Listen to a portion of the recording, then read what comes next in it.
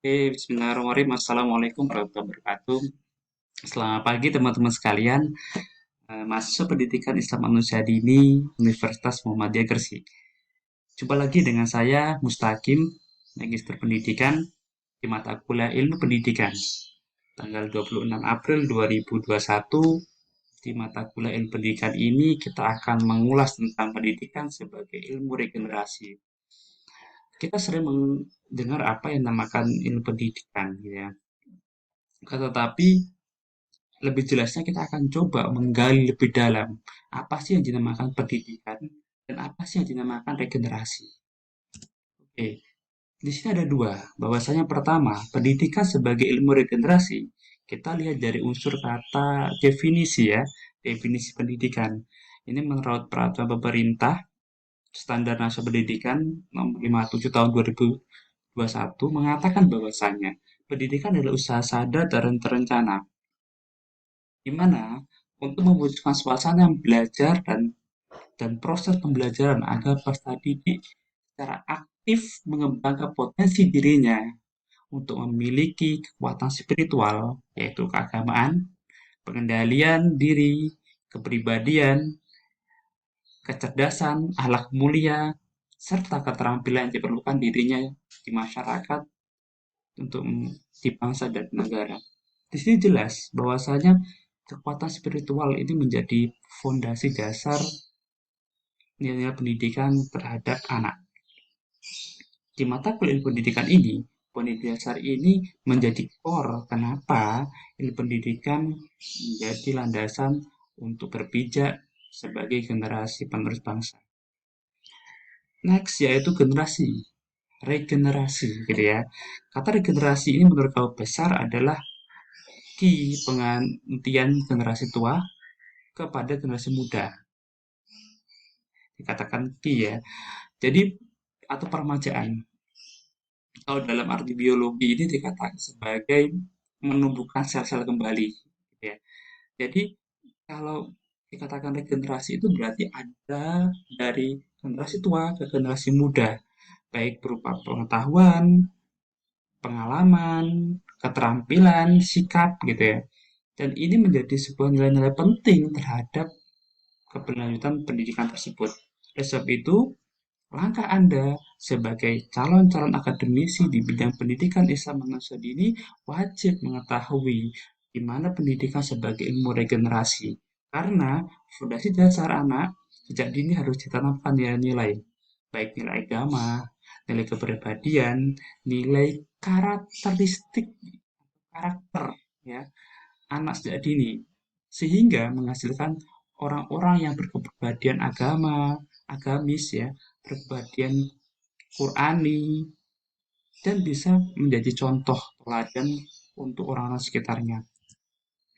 Saya mengutip dari Ki Hajar Dewantara gitu ya, ing ngarso suntulodo, ing madya ngangun korso, tutwuri handayani. Dikata bahwasanya ing ngarso suntulodo di depan seorang pendidik harus memberikan teladan atau contoh tindakan yang baik.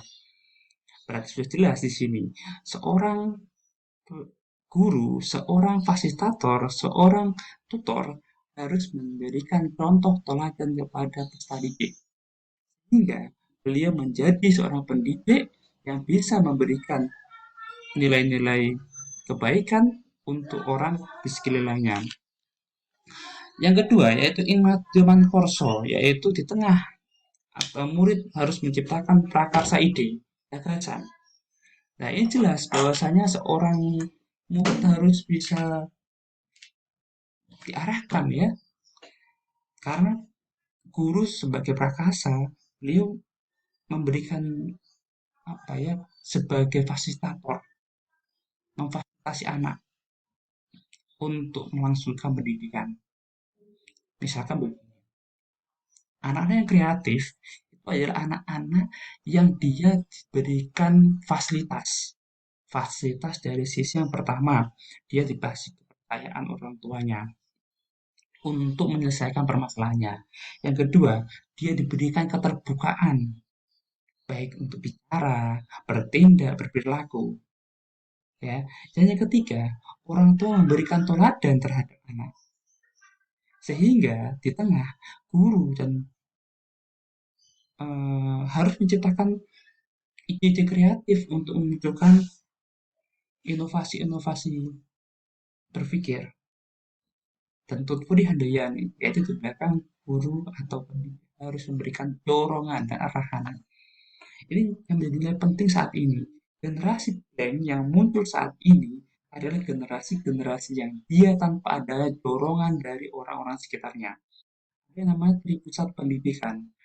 Tiga pusat pendidikan yaitu di keluarga, yang kedua di dalam sekolah formal, yaitu pendidikan formal, dan yang ketiga di dalam pendidikan non formal atau pendidikan masyarakat. Tiga ranah ini itu menjadi nilai pokok sebagai penunjang dasar-dasar anak untuk berperilaku lebih baik. Misalkan begini, jika memang dia di lingkungan keluarganya mendukung untuk dia belajar setiap hari, lalu HP sudah digunakan sesuai dengan kebutuhan, maka nilai-nilai ini akan muncul. Anak tidak akan kecanduan dengan handphone. Ya, lalu ada kerjasama orang tua dengan anak, saling pengertian, anak diberikan sebuah kontrak belajar, jangan pegang HP misalkan habis maghrib sampai isya, sehingga itu terlatih. Oke, lalu cara beribadah setiap hari harus berjamaah, sholat duha, ya ngaji bareng dengan orang tua, kurangi nonton TV yang tidak penting. Ya. Ini salah satu bentuk di dalam keluarga yaitu pendidikan informal. Kan pada pendidikan formal, yaitu guru, fasilitator, tutor mengarahkan, memberikan bimbingan, memberikan program yang menunjang untuk anak.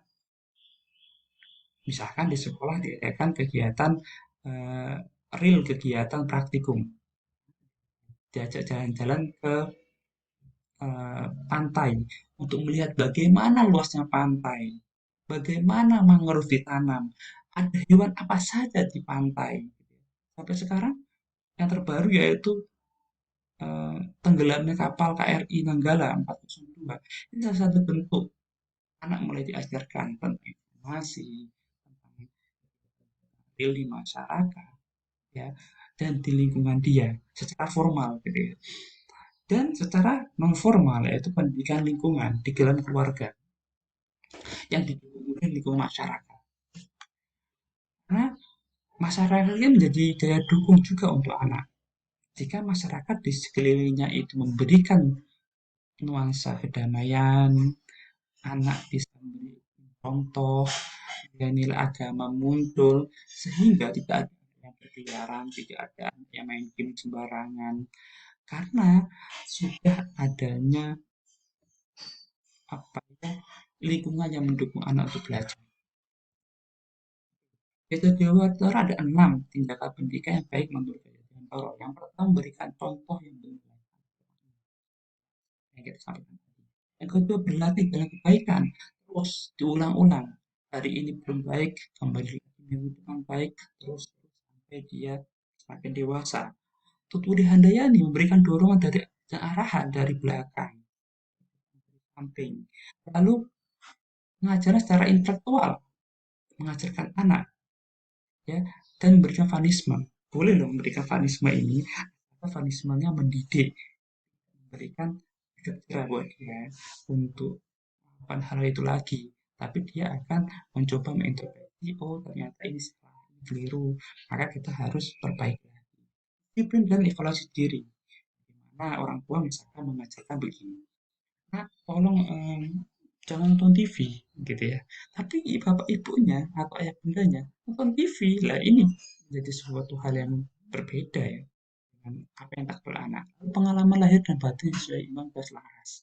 Ini menjadi nilai penting karena di mana semakin batinnya anak itu baik, maka anak itu akan mengeluarkan nilai-nilai yang baik. Yakni ada poin penting di sini bahwasanya berilah anak itu ruang untuk terbuka, berilah kasih sayang, dan berilah komunikasi yang efektif.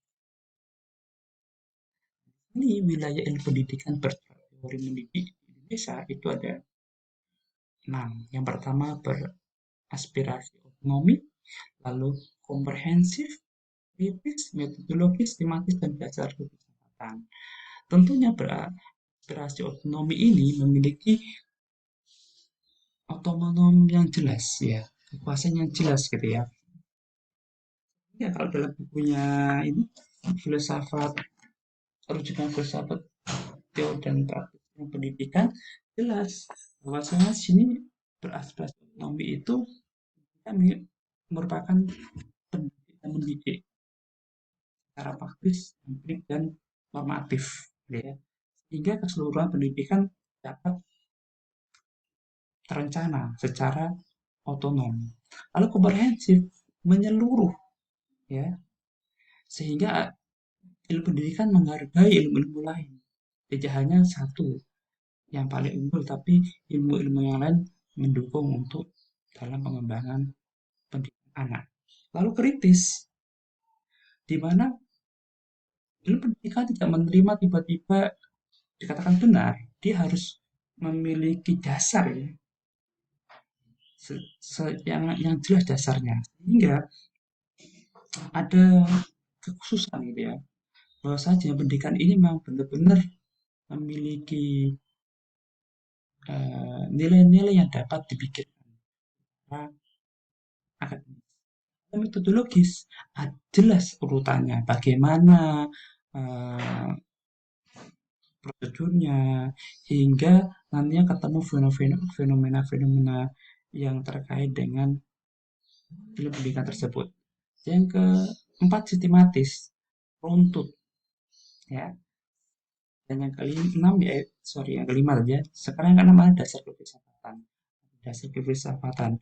Ini kefilsafatan yaitu dasar kefilsafatan yaitu bahwa manusia adalah kumpulan sosialisasi atau makhluk sosial. Itu yang pertama. Yang kedua, manusia adalah perorangan dan individualis. Ini memang sudah muncul ini ya, kita ini. Lalu manusia berpotensi moralitas, punya potensi sesuai dengan pemahaman-pemahaman dia yang didapatnya. Dan setiap warga kita beragama, karena kita warga Indonesia, maka kita harus beragama. Itu teman-teman, saya minta teman-teman Piau hari ini coba untuk menggali, boleh berargumen, boleh bertanya, boleh juga memberikan pandangan terkait dengan ilmu pendidikan, yaitu ilmu pendidikan dalam konteks regenerasi.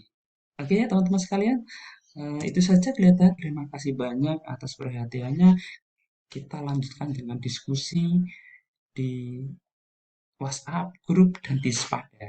Terima kasih. Wassalamualaikum warahmatullahi wabarakatuh.